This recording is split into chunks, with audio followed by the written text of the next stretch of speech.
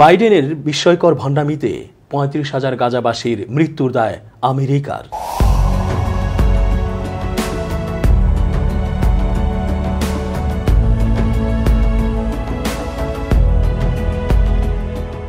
আসসালামু আলাইকুম সুপ্রিয় দর্শক, শুভেচ্ছা রইল। এস জে রতন স্বাগত জানাচ্ছি চেঞ্জ টিভি আন্তর্জাতিক চোখ অনুষ্ঠানে। আসলে নাটের গুরু তো ওই আমেরিকা, বিশেষ করে বাইডেন।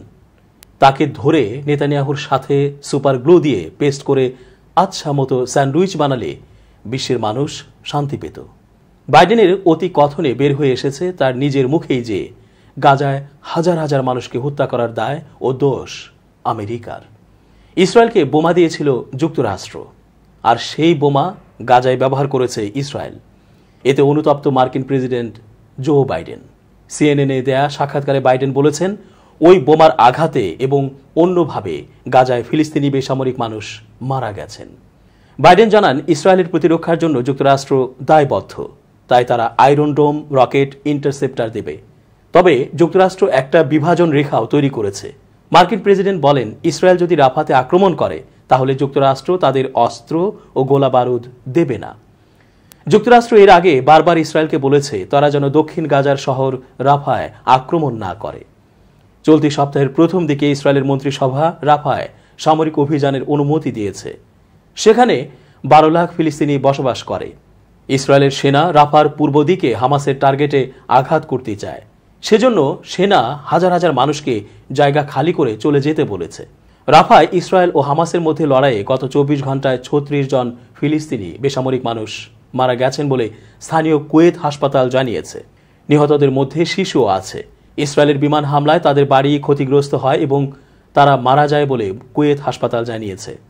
৯ মে ভোর পর্যন্ত হামাস পরিচালিত স্বাস্থ্য দপ্তর জানিয়েছে লড়াই শুরুর পর থেকে ৩৪,৮৪৪ জন মারা গেছেন। তবে আন্তর্জাতিক পর্যবেক্ষকরা মনে করেন, হামাস নিয়ন্ত্রিত স্বাস্থ্য দপ্তর মৃতের যে সংখ্যা দেয় তার মধ্যে কতজন বেসামরিক সাধারণ মানুষ ও কতজন হামাস যোদ্ধা তা আলাদা করা হয় না।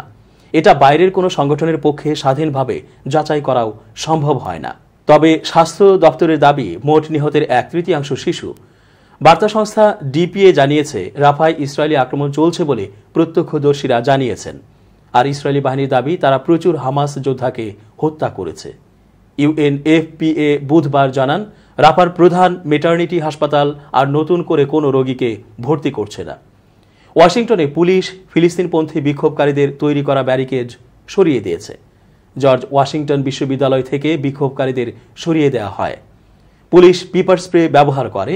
৩৩ জনকে বেআইনিভাবে ঢোকা এবং পুলিশ কর্মকর্তাদের আক্রমণ করার জন্য গ্রেপ্তার করা হয়েছে। মার্কিন কংগ্রেসের রিপাবলিকান সদস্যরা স্থানীয় কর্তৃপক্ষের ওপর চাপ সৃষ্টি করার পর পুলিশ এই ব্যবস্থা নেয়। পুলিশের পক্ষ থেকে জানানো হয়েছে, তারা প্রথমে কাউকে গ্রেপ্তার না করে পরিস্থিতি সামলাতে চেয়েছিল, কিন্তু বিক্ষোভকারীর সংখ্যা বাড়তে থাকে, বিক্ষোভও তীব্র হয়। তারপর তারা ব্যবস্থা নিয়েছে। নেদারল্যান্ডসেও আমস্টারডাম বিশ্ববিদ্যালয় থেকে ফিলিস্তিনপন্থী বিক্ষোভকারীদের সরিয়ে দেওয়া হয়েছে। এর দিন দুয়েক আগেও বিক্ষোভে উত্তাল ছিল যুক্তরাষ্ট্র। গাজায় ইসরায়েলি হামলার প্রতিবাদে বেশ কিছুদিন ধরেই বিক্ষোভ চলছিল দেশটির বিশ্ববিদ্যালয় ক্যাম্পাসগুলোতে। আইন শৃঙ্খলা রক্ষাকারী বাহিনীর সঙ্গে মুখোমুখি অবস্থানে ছিল শিক্ষার্থীরা। চলেছে ধরপাকড়, ঘটেছে নির্বিচার আটকের ঘটনাও। এদিকে যুদ্ধবিরতি প্রস্তাবে ইসরায়েল ও হামাসের মধ্যকার শান্তি আলোচনায় মধ্যস্থতার জন্য মধ্যপ্রাচ্যে জড়ো হয়েছিলেন কূটনীতিকরা। অন্যদিকে ইসরায়েলকে অস্ত্র সহায়তা দেয়া নিয়ে নতুন করে নিজ দল ডেমোক্রেটিক পার্টির চাপের মুখে রয়েছেন মার্কিন প্রেসিডেন্ট জো বাইডেন।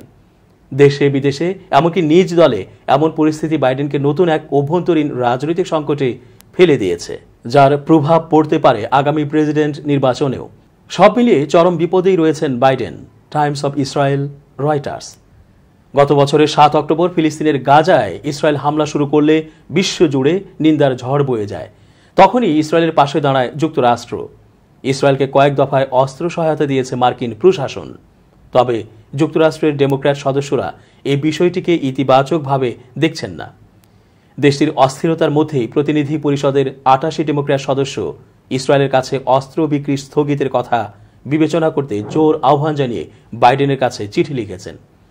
বাইডেনকে পাঠানো চিঠিতে লিখেছেন, এই ধরনের সহযোগিতা গাজায় অব্যাহতভাবে ইসরায়েলের মানবিক সহায়তাকে সীমিত করছে। ফেব্রুয়ারিতে গাজার মানবাধিকার রক্ষায় একটি স্মারকলিপিতে সই করে ইসরায়েল। স্মারকলিপি অনুযায়ী ইসরায়েল গাজায় ত্রাণ সহায়তায় বাধা দিতে পারবে না, কিন্তু ইসরায়েল ত্রাণ সরবরাহে বাধা দিয়ে সেই আইন লঙ্ঘন করেছে। তাই ইসরায়েলের কাছে অস্ত্র সহায়তা স্থগিত করতে বাইডেনের কাছে আহ্বান জানিয়েছেন ডেমোক্র্যাট সদস্যরা। এতে নভেম্বরে প্রেসিডেন্ট নির্বাচনকে সামনে রেখে নতুন করে চাপে পড়লেন বাইডেন। ইসরায়েল নিয়ে বিপাকেই পড়েছেন বাইডেন, সমালোচনার মুখে পড়েছেন বারবার।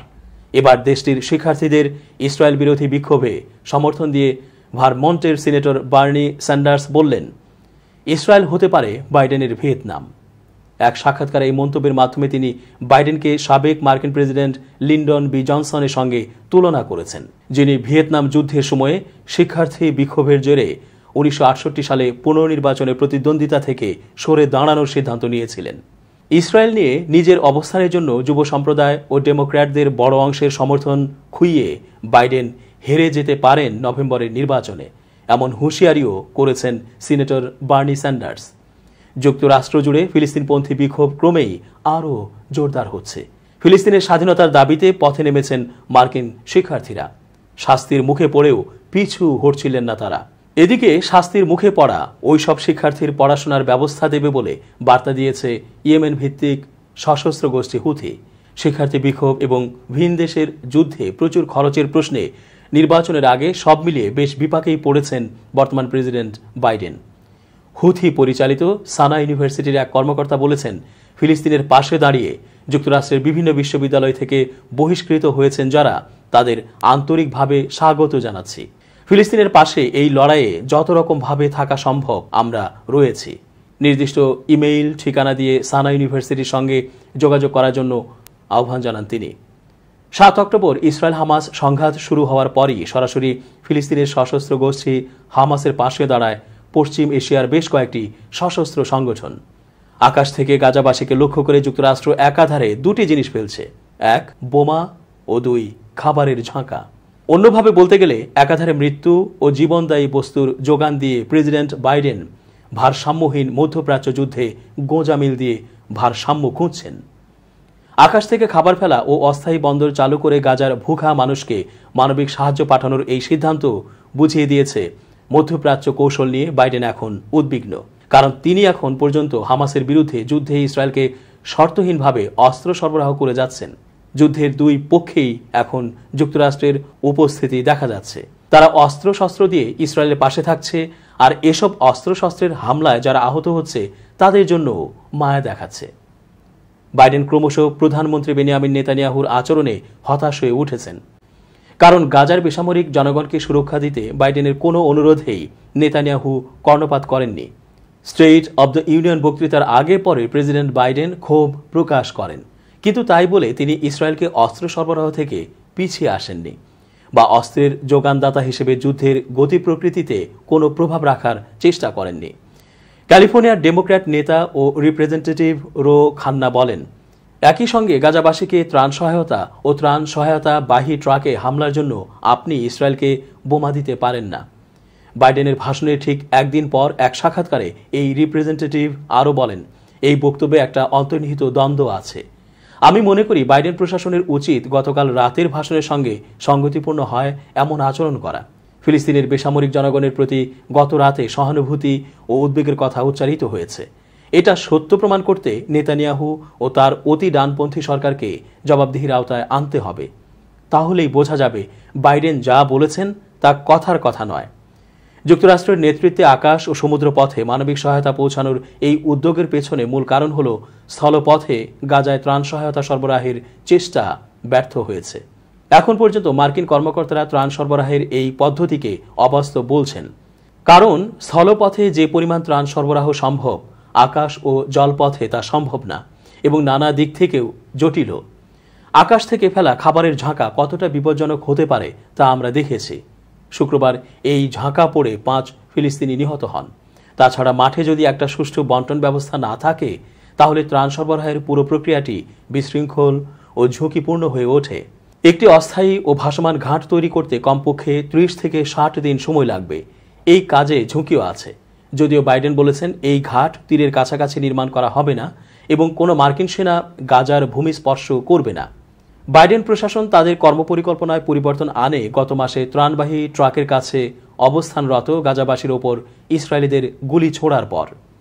একজন শীর্ষ মার্কিন কর্মকর্তার নাম না প্রকাশ করার শর্তে জানিয়েছেন, বাইডেন প্রশাসনের ভেতরের খবর হলো ওই বিপর্যয়কর ঘটনাই বাইডেন প্রশাসনের পরিকল্পনায় পরিবর্তন এনেছে।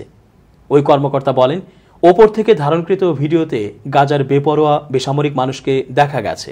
যদিও ইসরায়েলি কর্মকর্তারা ভেবেছিলেন এই ভিডিও প্রকাশ করে তারা তাদের বাহিনীকে নির্দোষ প্রমাণ করতে সক্ষম হবে, কিন্তু ঘটেছে উল্টোটা। তারা গাজাবাসীকে নিয়ন্ত্রণের বাইরে চলে যাওয়া এক দঙ্গল মানুষ হিসেবে উপস্থাপন করতে চেয়েছিল।